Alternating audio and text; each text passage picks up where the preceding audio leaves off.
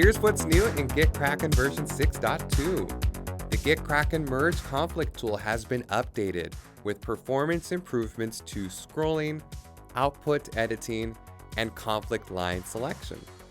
The Merge tool now utilizes Microsoft's Monaco Editor, which allows users to search within the 3 conflict windows using the keyboard shortcut Command or Control F. And the output now has autocomplete capability. Additionally, your saved editor preferences like font and font size will now carry over to the Merge tool. Next, we have refreshed the commit panel icons for when a file is modified, added, removed, or renamed, along with updates to the icons for path or tree view. In path view, GitKraken will now highlight the file name, and in tree view, we have simplified the tree so you see more information.